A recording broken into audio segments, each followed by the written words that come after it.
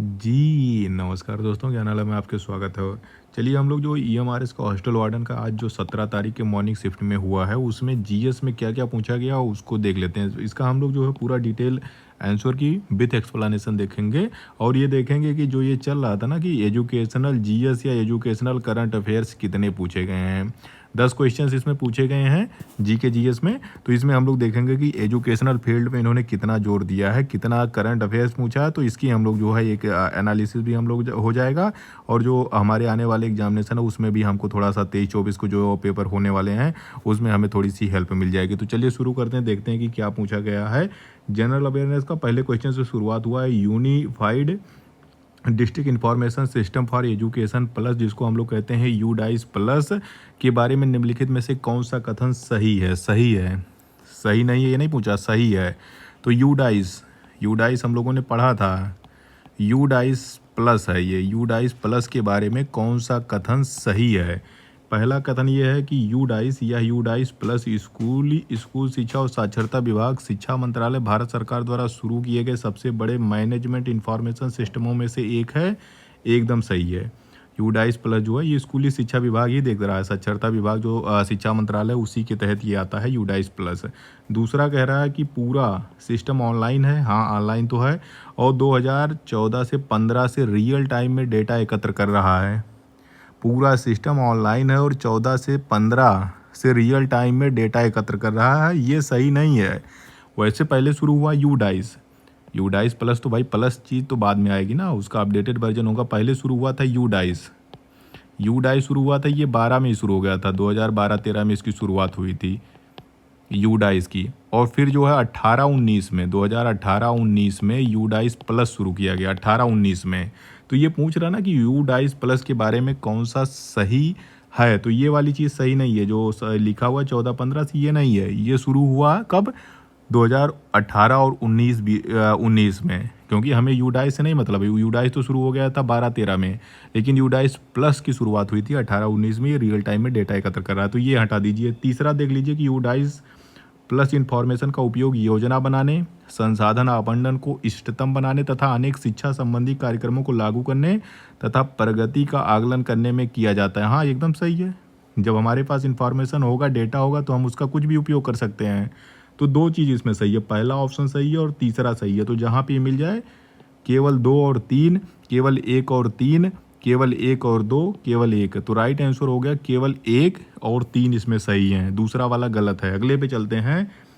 तो पहला तो क्वेश्चन किस पे हो गया? पहला क्वेश्चन एजुकेशनल फील्ड पे है, उसको आप या तो करंट अफेयर मानिए या जीके मानिए, लेकिन एजुकेशन बेस है, ये भी एजुकेशन बेस्ड है। ये देख लीजिए।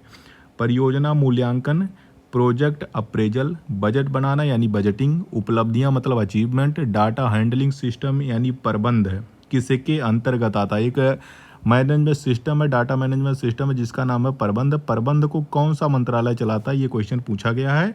वो राष्ट्रीय उच्चतर शिक्षा अभियान के अंतर्गत इसे शुरू किया गया है। उच्चतर शिक्षा विभाग, शिक्षा मंत्रालय भारत सरकार द्वारा, समग्र शिक्षा अभियान द्वारा या वित्त मंत्रालय भारत सरकार द्वारा? तो इसको हटाइए, वित्त मंत्रालय द्वारा। ये भी एजुकेशन से रिलेटेड है। ये जो प्रबंध प्रोजेक्ट है या प्रबंध जो होता है डाटा हैंडलिंग सिस्टम है, ये समग्र शिक्षा अभियान के अंतर्गत इसकी शुरुआत की गई है। तो राइट आंसर आपका ये हो जाएगा। और तीसरा क्वेश्चन ये है कि निम्नलिखित में से कौन सा एक अधातु है?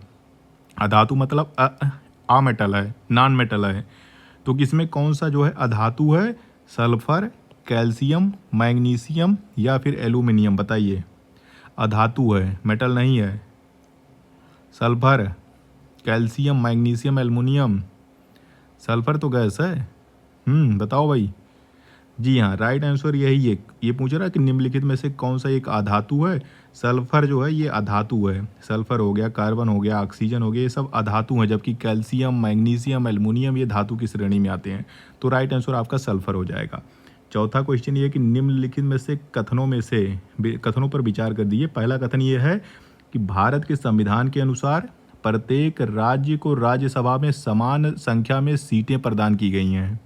समान संख्या में सीटें प्रदान की गई हैं? नहीं भाई यूपी में कुछ सीटें हैं, एमपी में अलग सीटें हैं राज्यसभा में। लोकसभा की बात नहीं हो रही, राज्यसभा की है। राज्यसभा में अगर आप जो है संविधान का आर्टिकल आर्टिकल देखोगे क्या, आर्टिकल 80 देखोगे, उसमें राज्यसभा दिया गया है। आर्टिकल 80 देखोगे तो उसमें कहा गया है कि अधिकतम जो है 250 सीटें होंगी राज्यसभा में, 250 सीटें अधिकतम होंगी। और उसमें से एक जो 12 हैं, 12 का जो है ये राष्ट्रपति इसका मनोनयन करते हैं। राष्ट्रपति चुनते हैं। शिक्षा, विज्ञान और विभिन्न 5 क्षेत्र हैं, उनमें 12 लोगों का वो मनोनयन करते हैं। बाकी जो 238 बचते हैं वो चुने जाते हैं, राज्यों से जाते हैं।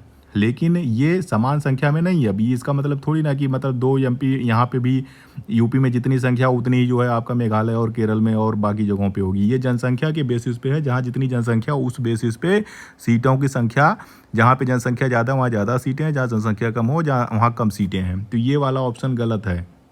दूसरा देख लीजिए, भारत के संविधान के अनुसार राज्यसभा में राज्यों और संघ राज्य क्षेत्रों दोनों को सीटें आवंटित की गई हैं। हाँ, ये सही है। दिल्ली में भी राज्यसभा की सीटें हैं, केंद्र शासित प्रदेश तो वहाँ से भी राज्यसभा में लोग चुन के जाते हैं। अपना जितने भी अंडमान निकोबार है, बाकी और जितने भी केंद्र शासित प्रदेश हैं वहाँ से ये चुन के जाते हैं। तो संघ और राज्य दोनों के लिए जो है सीटों का आवंटन किया गया है। तो इसमें आपका सिर्फ ऑप्शन नंबर 2, केवल 2 सही है, बाकी और हटा दीजिए। एक गलत है किंतु 2 सही है। राइट आंसर यही हो गया। एक इसलिए गलत है, एक इसलिए इसमें कहा कि राज्यसभा में समान संख्या में सीटें आवंटित की गई हैं, ये गलत है। समान संख्या में नहीं है, जनसंख्या के बेसिस पे, जहाँ पे जितनी जनसंख्या, जितना ज़्यादा जनसंख्या उसको उतना ज़्यादा राज्यसभा में सीटें मिली हैं। और राज्यसभा की सीटें जो हैं राज्यों को भी मिली हैं और जो केंद्र शासित या संघ राज्य क्षेत्र हैं उनको भी मिली हुई हैं। तो ये आपका सही हो जाएगा। इसमें एक गलत और 2 सही है। फिर आ जाइए चौथा और 5वें पे आ जाइए। 5वां ये कह रहा है कि भारत में न्यायपालिका को संसद द्वारा पारित कानूनों को रद्द करने की शक्ति प्राप्त है। जी हाँ, प्राप्त है। निम्नलिखित में से कौन सी संकल्पना इस शक्ति को स्पष्ट करती है? अगर कोई भी कानून संसद बनाती है, संसद का मतलब वो विधायिका जो है कानून बनाती है, विधायिका बनाती है, जिसको हम सरकार कह रहे हैं, संसद कह रहे हैं।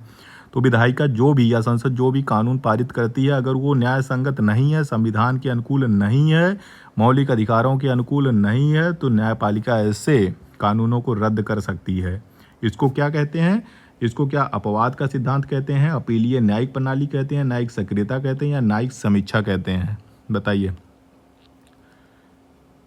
तो इसको कहा जाता है जुडिशियल रिव्यू। रिव्यू का मतलब ये होता है समीक्षा करना, न्यायिक समीक्षा। जो भी विधायिका या संसद कानून बनाती है उसकी जुडिशियल रिव्यू भारत की न्यायपालिका कर सकती है, भारत की सुप्रीम कोर्ट कर सकती है। इसीलिए सुप्रीम कोर्ट को क्या कहा जाता है? सुप्रीम कोर्ट को संविधान का संरक्षक भी कहा जाता है। तो राइट आंसर आपका हो जाएगा जुडिशियल रिव्यू। अगले पे चलते हैं। 6वां क्वेश्चन ये है कि निम्नलिखित में से, अब देखिए यहाँ पे एजुकेशनल बेसिस पे कम हो गया, अब इसमें उसने पॉलिटी से भी क्वेश्चन पूछ लिए गए और बाकी भी चीज़ें आ गई हैं।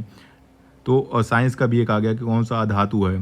तो निम्नलिखित में से मरणोपरांत पद्म विभूषण पुरस्कार प्रदान किया गया। पद्म विभूषण, एक तो पद्मश्री होता है, एक पद्म होता है, एक पद्म विभूषण होता है। पद्म में सबसे बड़ा पुरस्कार यही है। 13 में किसे दिया गया? मुलायम सिंह यादव को, राहुल बजाज को, बिपिन रावत को, या फिर जो होता बाला सुब्रमण्यम को। मरणोपरांत किसे दिया गया? तो ये जो आपके आंसर है ना, मुलायम सिंह यादव पूर्व मुख्यमंत्री रह चुके हैं उत्तर प्रदेश के, इनको मरणोपरांत जो है मुलायम सिंह यादव को पद्म विभूषण सम्मान 2023 वाला दिया गया है। अब फिर आ जाइए, करंट अफेयर्स है। अब आ जाइए 7वें कि राष्ट्रीय परिवार स्वास्थ्य सर्वेक्षण के अनुसार भारत के 2022-23 के आर्थिक सर्वेक्षण में उल्लेखित, आर्थिक सर्वेक्षण भी दे दिया, इकोनॉमिक सर्वे भी दे दिया, वो भी पूछ लिया गया। निम्नलिखित में से किस स्वास्थ्य संकेतक में 15-16 की तुलना में 19-21 के सर्वेक्षण के परिणामों में वृद्धि हुई है? कौन सा ऐसा चीज़ है? ये 4 ऑप्शन दिए गए, इसमें किस चीज़ में वृद्धि हुई है?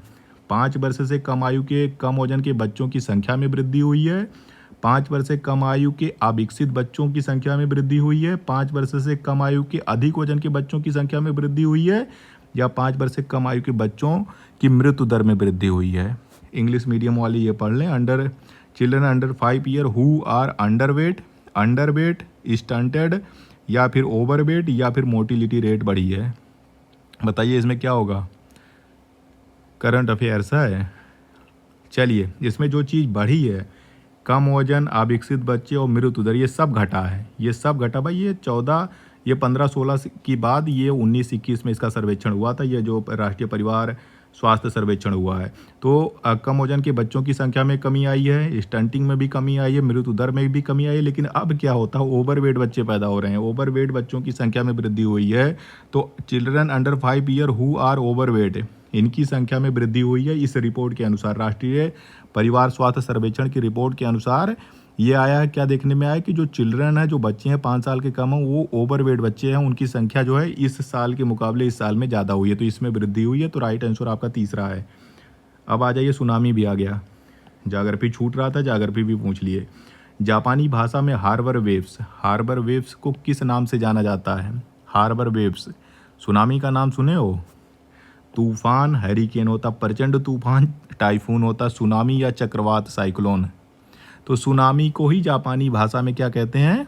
हार्बर वेव्स कहते हैं। हार्बर, सू का मतलब होता है हार्बर, और नामी का मतलब बेब होता, तरंग होती है। तो सुनामी को जापानी भाषा में क्या कहा जाता है? हार्बर वेव्स, या फिर जो होता है बंदरगाही लहरों के नाम से इनको जाना जाता है। तो राइट आंसर आपका दूसरा है। और 9वां क्वेश्चन पे आ जाइए कि 25 मई से 3 जून 2023 के बीच आयोजित खेलो इंडिया यूनिवर्सिटी गेम, खेलो इंडिया यूनिवर्सिटी गेम, खेल से भी पूछ लिया, करंट अफेयर से, खेल वाले सेक्शन से। आयोजित खेलो इंडिया यूनिवर्सिटी गेम्स में निम्नलिखित में किस यूनिवर्सिटी ने सर्वाधिक गोल्ड मेडल या सबसे ज़्यादा स्वर्ण पदक कौन सी यूनिवर्सिटी जीती थी? पंजाब यूनिवर्सिटी जी। पंजाब में ही खिलाड़ी हैं, और कहाँ है? पंजाब और हरियाणा में ही है। तो हरियाणा यूनिवर्सिटी तो है नहीं। Punjab university, Punjab university Patiala, Punjab university Chandigarh. अब ये बता दीजिए भाई, ये फंस गया यार। पंजाब यूनिवर्सिटी चंडीगढ़ या पंजाब यूनिवर्सिटी पटियाला, कौन सा होगा इसमें, कौन सा सही है? अब इसको देख के बताना पड़ेगा कि इन दोनों में से कौन सा। मैं इसको कमेंट करूंगा, आप लोग भी कमेंट करके बताइएगा कि ये जो खेलो इंडिया यूनिवर्सिटी गेम्स है, इसमें पंजाब यूनिवर्सिटी क्या पटियाला में भी है? क्या पंजाब यूनिवर्सिटी चंडीगढ़ में भी है? तो कौन सा था, ये कौन सी यूनिवर्सिटी थी? है तो यही है, पंजाब यूनिवर्सिटी ही सबसे ज़्यादा गोल्ड जीती है, 26 गोल्ड जीती थी। अब ये यहाँ वाले पे कन्फ्यूजन, तो आप लोग कमेंट करके बताइएगा कि कौन सा पटियाला वाला सही है कि चंडीगढ़ वाला सही है। बाकी मैं कमेंट कर दूंगा। 10वें क्वेश्चन पे आ जाइए कि जलवायु परिवर्तन निष्पादन सूचकांक CCPI, जिसको कहते हैं, 2023 में एक इंडेक्स आया था CCPI। इसमें ये कह रहा है कि G20 देशों में सबसे अच्छा प्रदर्शन करने वाला देश कौन सा है? यहाँ पे जो तीसरा ऑप्शन है वो है भारत, कट गया है भारत। तो दक्षिण कोरिया, रूस, कनाडा या भारत? तो G20 देशों में सबसे अच्छा प्रदर्शन इंडिया का रहा है। ये जो इंडेक्स आया है जलवायु परिवर्तन निष्पादन सूचकांक, जिसको हम शॉर्ट में कहते हैं CCPI 2023, इस सूचकांक में G20 देशों में सबसे बेहतर प्रदर्शन इंडिया ने किया है। इस सूचकांक में भारत को 8वां स्थान मिला है। तो राइट आंसर आपका इंडिया हो जाएगा। अभी हम इसका जो है, जो इंग्लिश वाला पोर्शन है और हिंदी वाला पोर्शन भी हॉस्टल वार्डन को उसको भी सॉल्व कर देंगे।